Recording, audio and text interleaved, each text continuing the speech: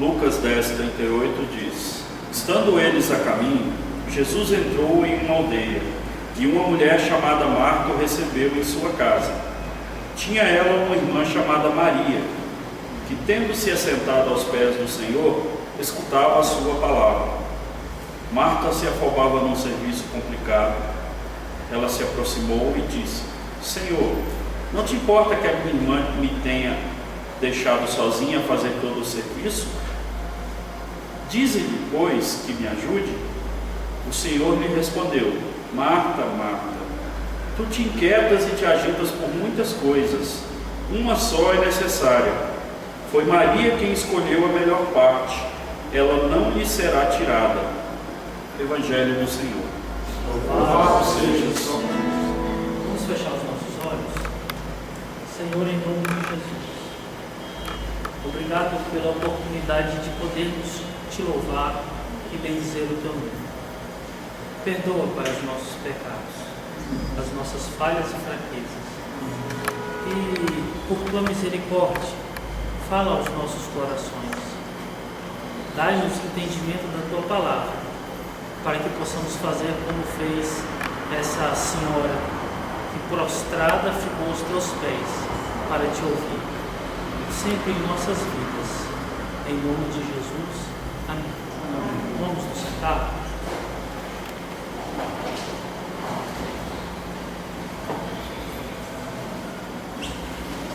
Alguns anos atrás, quando eu ainda estava em uma determinada igreja que se movimentava através de células, eu me recordo que eu estava numa célula e nós enfatizávamos muito o nosso trabalho. Pregava, orava, expulsava demônio, e era aquela luta, ensinava o povo como tinha que andar, se dedicava, mas o engraçado, não dava certo, não andava, não aparecia visitante. E eu falava: gente, vamos chamar os vizinhos, vamos chamar as pessoas para virem aqui, porque o que vocês estão aprendendo, tem muitas pessoas que precisam ouvir isso também.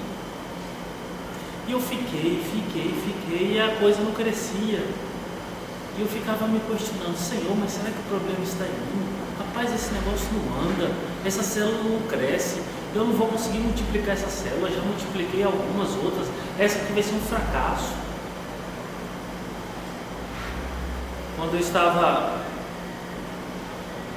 no mercado, saindo do mercado, se não me engano, veio uma integrante da família e disse assim: pastor, eu vejo a dedicação do senhor, eu estou até com dó do senhor. Eu falei: meu Deus, vem bomba. Quando o senhor sai de lá, o senhor tem que ver o que vira aquela casa. Semana passada, quando o senhor saiu, o fulano correu atrás da ciclana no meio da rua com a faca na mão. Mas foi uma gritaria, uma baixaria, um xingando o outro, e eu vou matar, e a mãe entrou no meio, o pai entrou no meio. Aí você pergunta: como é que uma pessoa vai para um local aonde os próprios irmãos estão se degladiando com faca na mão? E muito mais ainda, como que um cristão que escuta a palavra de Deus aos domingos, que escuta a palavra de Deus no dia da semana, lê a Bíblia, ora, diz que tem uma vida voltada e pautada pela palavra de Deus, tem capacidade de correr atrás da própria irmã sanguínea no meio da rua com uma faca na mão? Que cristianismo é esse? Ou então o que eu estava ensinando era bem o caminho dos outros caras?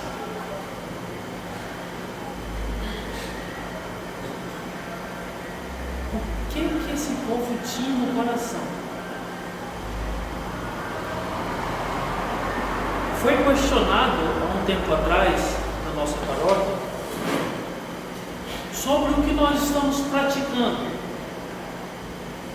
condicionado pelo aquilo que nós estamos ouvindo. Graças a Deus nós somos uma igreja doutrinada. teologia sadia, uma exposição bíblica sadia. Mas aquilo que nós estamos praticando não está sendo conivente com aquilo que nós estamos ouvindo. E levantou-se um questionamento. Eu conheço o que está sendo falado. Tenho certeza que não existe falha na informação que está sendo enviada. Por outro lado, eu também conheço o que está sendo praticado e percebo a falha que está acontecendo entre os irmãos. O que será que nós estamos fazendo através daquilo que nós estamos ouvindo? O exemplo dessa mulher é maravilhoso, porque a gente percebe que essa mulher, simplesmente no ato de ouvir o Senhor, ela está trazendo um ensinamento tão grande para os leitores da Bíblia, que nós que estamos ouvindo a palavra de Deus, estamos numa igreja da qual nós próprios nos orgulhamos em afirmar que é uma igreja teologicamente correta, não estamos fazendo as mesmas coisas que ela está fazendo. E quando você olha para as narrativas dos evangelhos, quando você olha principalmente aqui para as narrativas dos evangelhos sinóticos, você percebe uma coisa: Jesus é alguém que consegue levantar multidões ao seu redor. Jesus é alguém que consegue arrebanhar milhares de pessoas para ouvir, para o tocar, para receber algo dele. Mas o interessante, de todas essas manifestações, são poucos os seguidores de Jesus. São poucos os que querem verdadeiramente, os que se entregaram verdadeiramente ao Senhor Jesus. Observe o relato dos sinóticos. Você vai perceber que as multidões se aglomeravam em torno de Jesus. As pessoas saíam de suas casas pela madrugada, as pessoas saíam dos povos vizinhos, andavam em regiões até desérticas por causa de Jesus, mas com um único propósito: o propósito de receber uma benesse, o propósito de receber um pão, o propósito de receber um milagre, o propósito de perceber e encontrar alguém que provavelmente seria aquele que seria o libertador de Israel, não o libertador espiritual com o propósito que ele veio, mas o libertador que trazia e teria que trazer a libertação do Império Romano. Você percebe que a narrativa dos evangelhos vão mostrar que aqueles que seguiam a Jesus, aqueles que perseguiam a Jesus, todos perseguiam por causa dos seus corações cobiçosos, dos seus próprios interesses. Quantas foram as pessoas que se desprenderam de si próprias, dos seus bens, da sua própria vida, por causa do evangelho que foi pregado, por causa da palavra que foi falada, por causa da manifestação de amor proporcionada pelo Senhor Jesus?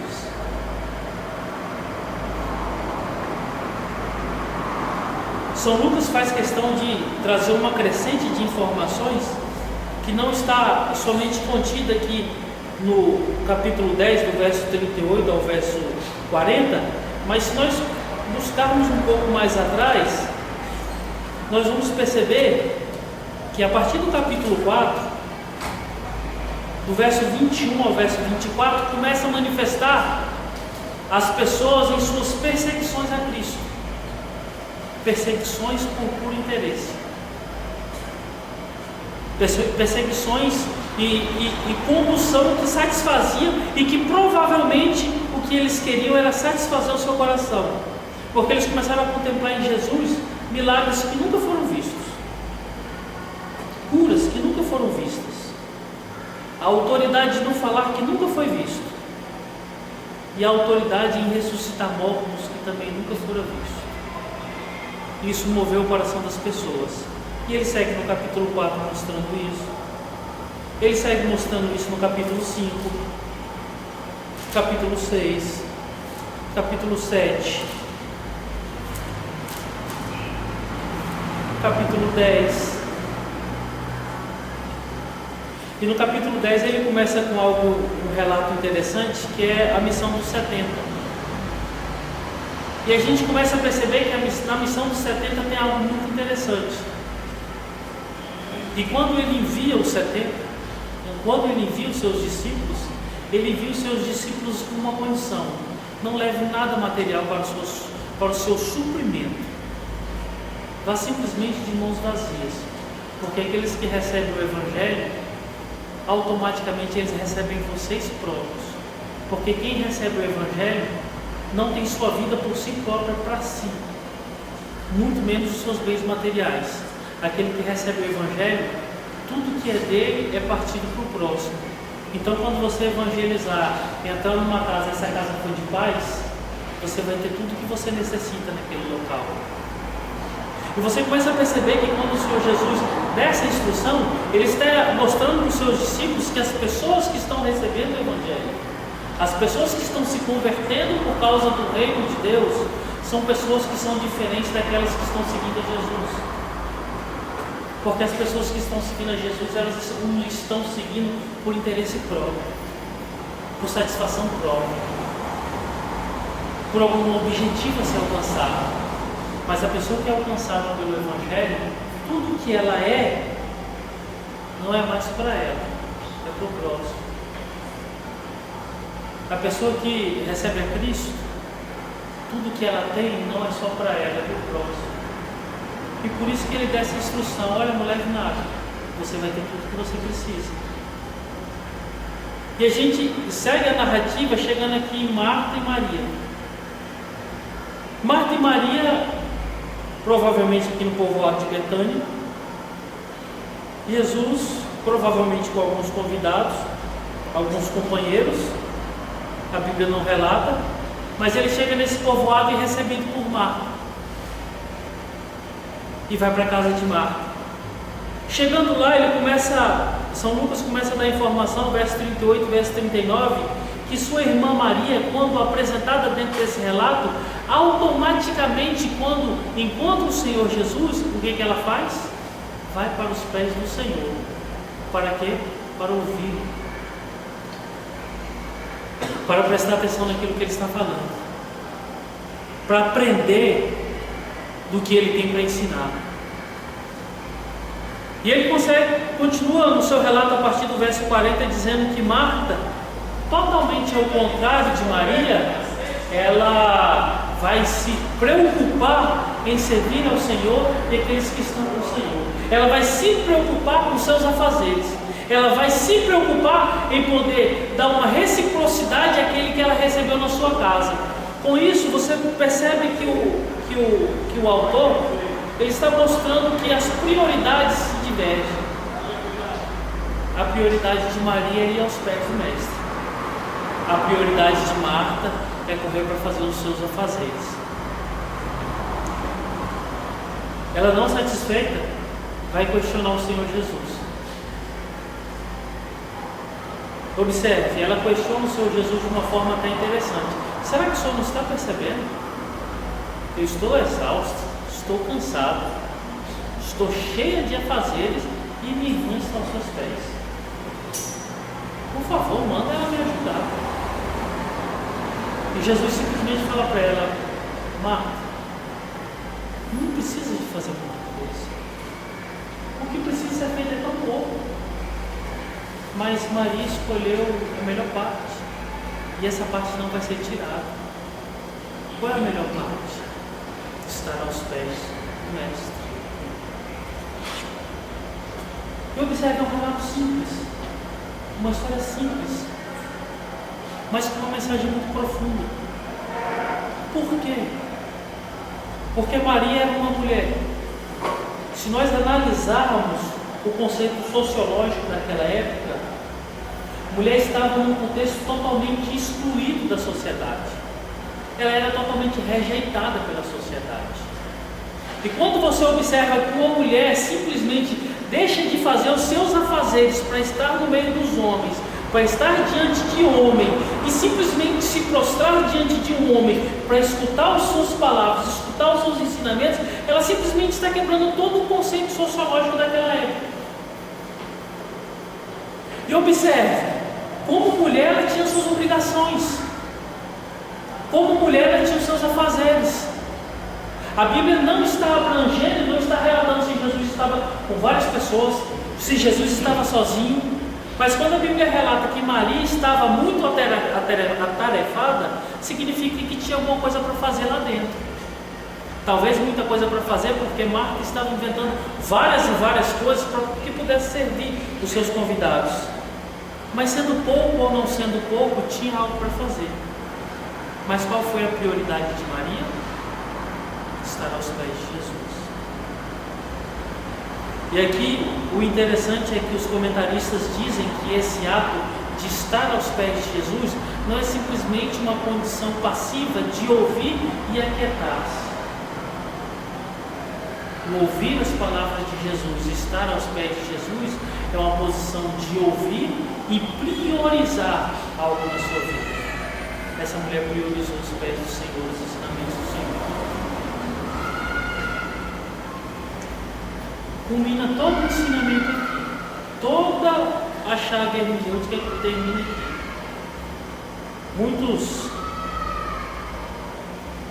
alegoristas dos dias de hoje querem seguir algumas coisas que Santo Agostinho fez e dizem que Marta representa o mundo, Maria, a igreja, a casa, os irmãos que estão na igreja convertidos, a casa, a própria igreja, e Jesus, o próprio Salvador. Outros já dizem que Marta é aquele cristão totalmente fora do contexto da contextualização bíblica, e Maria é aquele cristão devotado aos pés do Senhor. Mas não tem nada a ver. O que ele está dizendo e priorizando no seu ensinamento para a sua comunidade leitora é que nós devemos priorizar algo na nossa vida. Nós devemos deixar algo não como prioridade, mas como necessidade.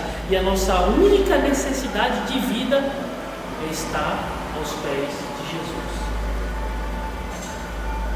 Porque existe uma diferença um pouco nítida entre prioridade e necessidade.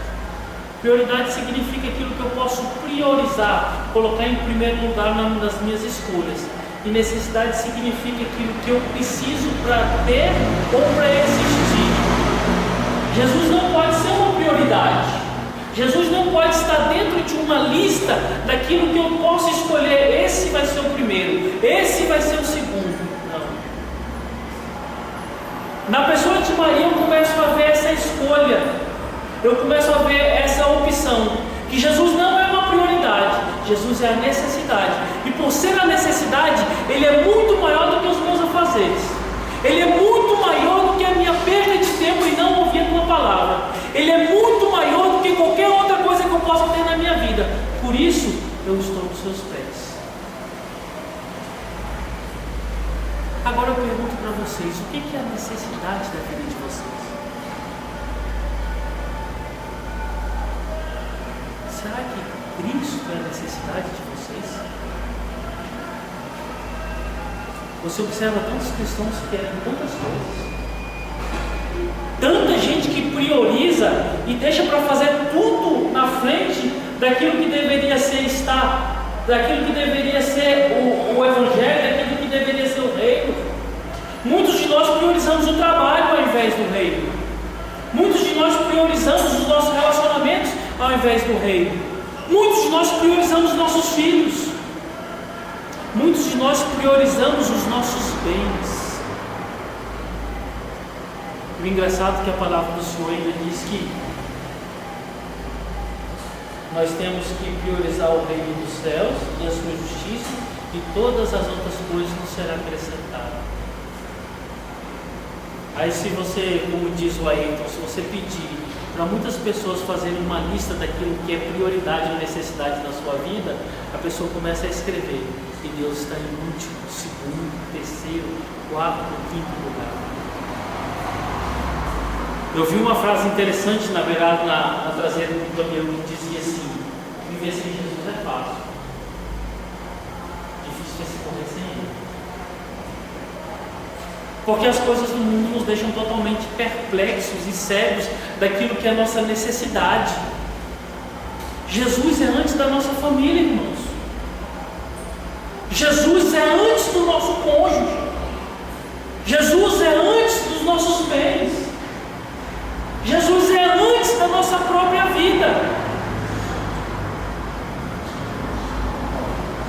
As pessoas estão escutando a palavra de Deus, estão escutando o Evangelho, mas continuam priorizando todas as vezes outras coisas, todas as coisas, menos a Deus.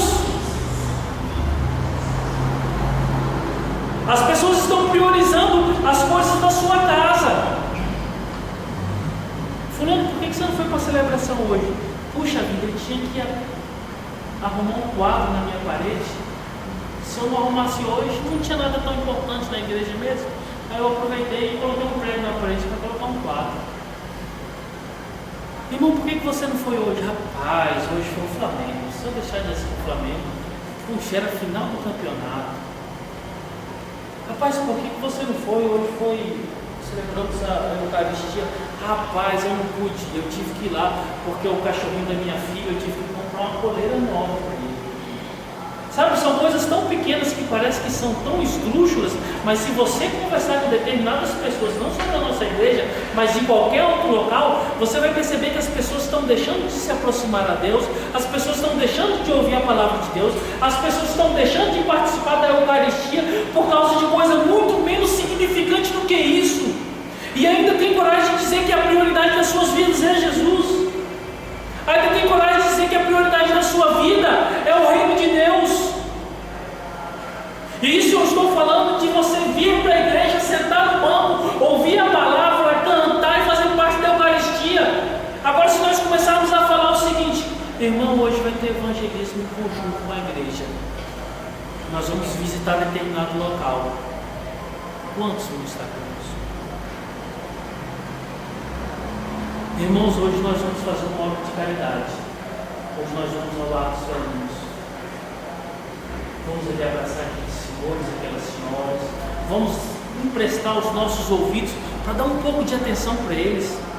Vamos levar o Hélio lá para tocar um louvor. Vamos ficar com eles ali uma tarde. Quantos vão estar conosco?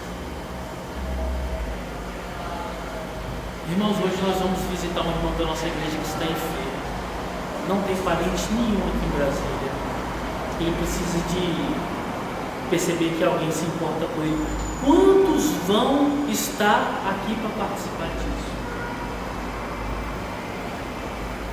Se nós falarmos amanhã vai ter um churrasco na casa do Atadeus, quantos não vão estar aqui? Amanhã vai ter uma festa, quantos não vão estar aqui? Amanhã vai ter uma viagem para determinado local do Brasil e vai ser tudo de graça. Quantos não vão participar?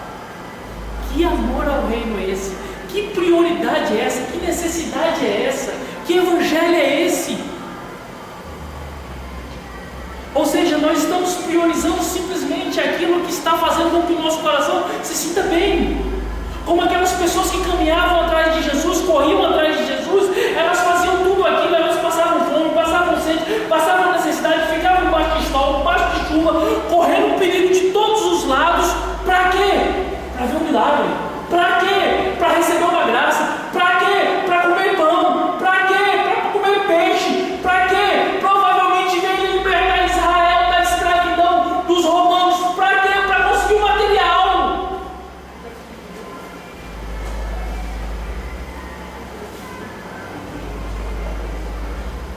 Agora conte na sua mão direita. Quantas foram as pessoas nos relatos dos evangelhos que foram semelhantes a essa mulher, que se prostraram aos pés de Jesus, simplesmente para ouvir o seu ensinamento? Quantas? Quantas foram as pessoas que foram semelhantes aos discípulos, que estavam nos seus trabalhos, nos seus afazeres, pescando, trabalhando, conseguindo o pão de cada dia, e simplesmente ouvem a voz do chamamento do Senhor, e deliberadamente eles entendem a graça que é irresistível, e vão ao Senhor simplesmente por saberem e por entenderem que estão sendo chamados?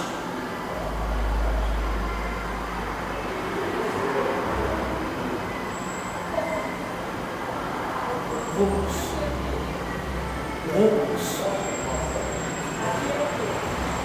Sabe por quê? Porque nós temos a necessidade de satisfazer os desejos do nosso coração.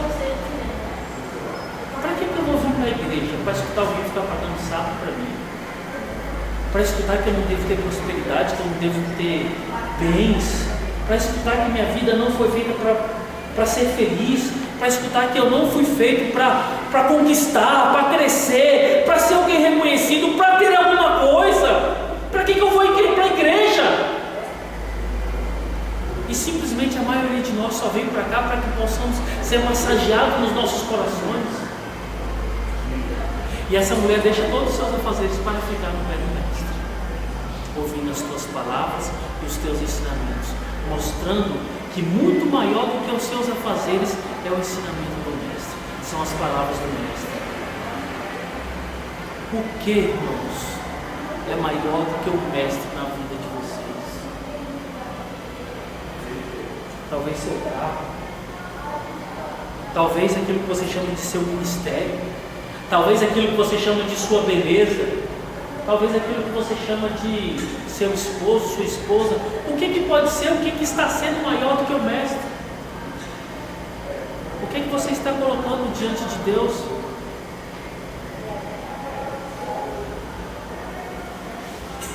Maria se prostrou aos pés do Mestre, se prostrou para ouvir.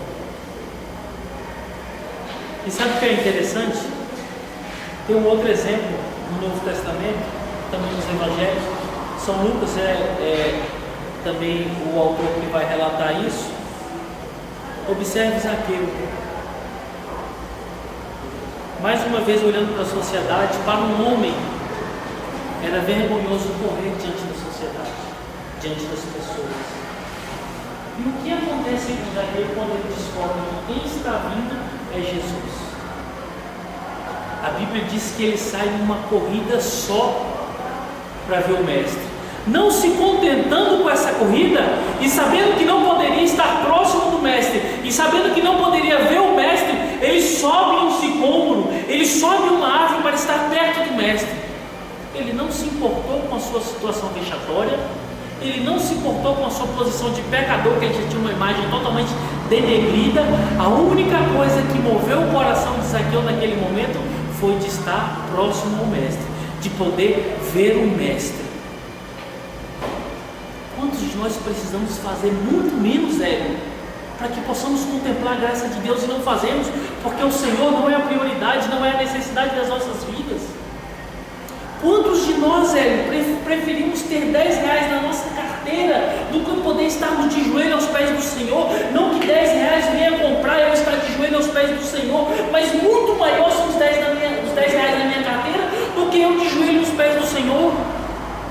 Quantos de nós preferimos estar na nossa casa quentinha, com cobertor quentinho, uma sopa quentinha, uma televisão bem agradável, um filme bem legal, e perceber que nós poderíamos estar fazendo alguma coisa para alguém nesse frio, que está lá do lado de fora passando necessidade, mas nós nos apegamos à comodidade da vida e queremos estar preso a ela sem abrir mão para nada, e ainda temos coragem de afirmar que o Senhor Jesus é a maior necessidade das nossas vidas, é a prioridade da minha vida.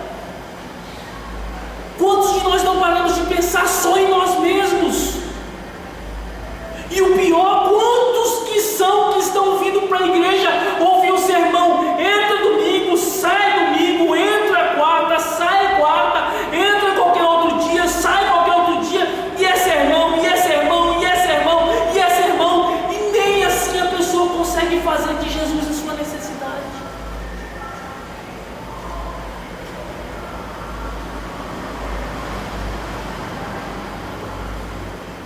Vocês sabem tanto quanto eu, sabe quando as pessoas da igreja conseguem fazer de Jesus a necessidade?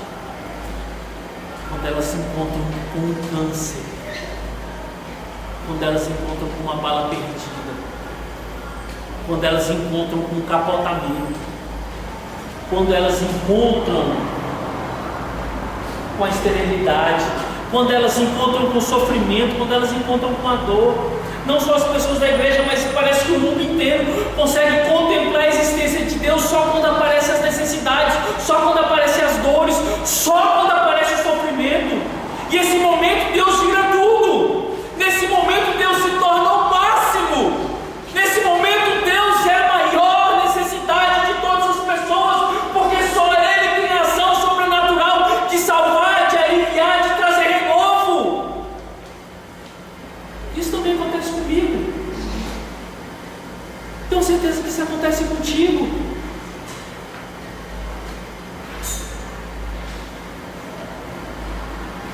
Quantos de nós estamos ouvindo o Mestre só por ouvir, só para aprender, só para crescer, só para que o nome do nosso Deus seja glorificado? Quantos de nós?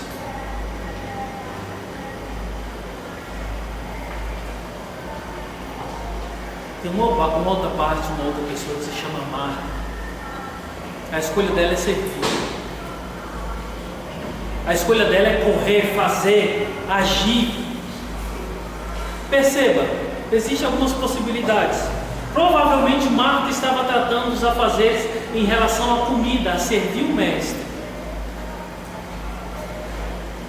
Mas pela resposta que Jesus deu para Marta, o que Marta queria fazer não tinha tanta necessidade, porque a maior necessidade era ouvir a palavra do Senhor. Então nós devemos aprender algo. Devemos pedir ao Senhor que deixe os nossos corações sensíveis para entendermos qual é a hora de nós corrermos, qual é a hora de nós pararmos, qual é a hora de nós suarmos a camisa, qual é a hora de nós entregarmos as nossas vidas para determinada obra, ou simplesmente qual é a hora de eu parar todas as coisas e falar: agora eu sou só ouvidos. Agora a única atitude que eu vou tomar, a única ação que eu vou exercer é a inércia. Devemos aprender isso com Marta, que não fez isso. E quando questiona o mestre ainda fala: tua irmã escolheu a melhor parte, e essa parte não lhe será tirada. Sabe qual é o privilégio de você estar aos pés do Senhor? Que não existe ninguém, absolutamente ninguém. Eu já ouvi muitas dessa expressão, mas é tão bom você afirmar uma coisa em absolutismo. Todo mundo diz que o absolutismo é errado, mas nesse caso o absolutismo é correto. Quando você está aos pés do Mestre, não existem homens, não existem anjos, não existem demônios, não existem ninguém que pode te tirar dessa posição, porque você escolheu a melhor parte.